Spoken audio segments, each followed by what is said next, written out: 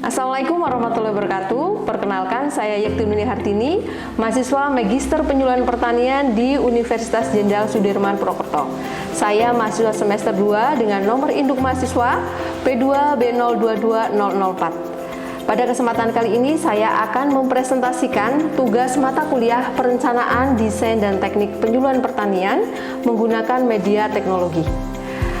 Dalam praktikum kali ini, saya akan memilih objek yaitu di desa saya sendiri, dan kebetulan ini menjadi wilayah binaan saya sebagai penyuluh pertanian, yaitu di Desa Bojanegara, Kecamatan Sigaluh, Kabupaten Banjarnegara, Jawa Tengah. Dan saya mengambil objek tanaman perkebunan yaitu kelapa. Kenapa saya mengambil tanaman kelapa? Karena potensi kelapa di Kecamatan Sigaluh itu sangat baik.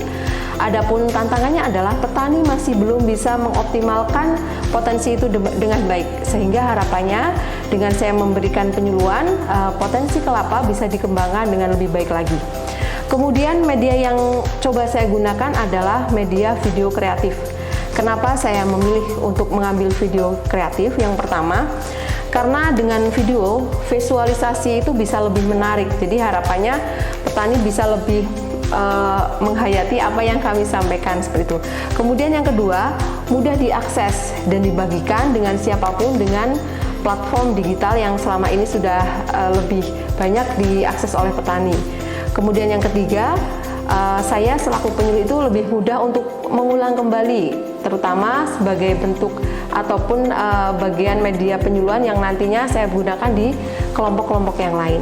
Selanjutnya, petani dapat melihat secara langsung melalui audiovisual itu teknik-teknik atau cara-cara yang nanti akan saya bagikan.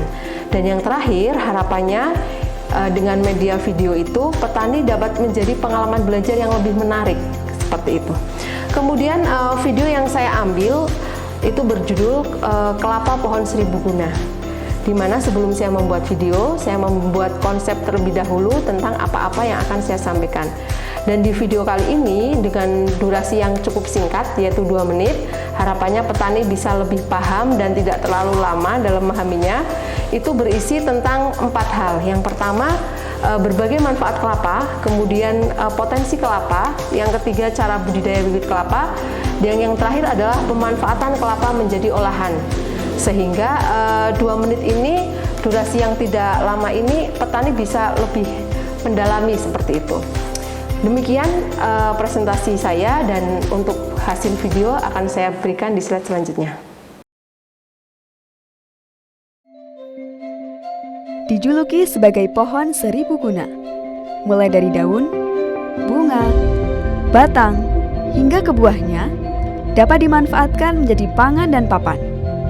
Inilah dia, pesona kelapa. Keberhasilan kelapa dalam menyumbang perekonomian di Indonesia didukung oleh kinerja subsektor pertanian dan pola budidaya para petaninya. Menerapkan pola budidaya yang tepat mampu menghasilkan kelapa yang berkualitas. Dalam budidaya kelapa, penyemaian bibit adalah langkah awal yang harus dilakukan. Penyemaian bibit dapat dilakukan dengan 2 cara, yaitu semai massal dan semai polybag. Setelah dilakukan penyemaian dan perawatan selama kurang dari 12 bulan, bibit siap ditanam pada lahan yang telah disiapkan. Lahan disiapkan beberapa hari sebelum proses penanaman. Setelah itu, masukkan bibit ke dalam lubang tanam, segera timbun dengan tanah galian bagian atas dan lakukan perawatan.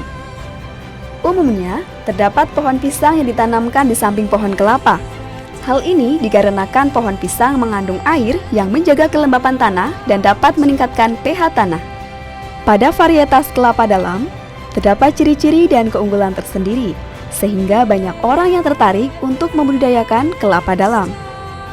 Di antara banyaknya pemanfaatan kelapa dalam sebagai pangan dan papan, tepat di Kabupaten Banjarnegara terdapat budidaya kelapa dalam dengan memanfaatkan nira kelapa sebagai bahan untuk membuat produk olahan organik gula kelapa kristal. Dengan memanfaatkan kelapa yang diolah menjadi produk olahan organik, nilai jual yang dapat ditawarkan menjadi jauh lebih tinggi.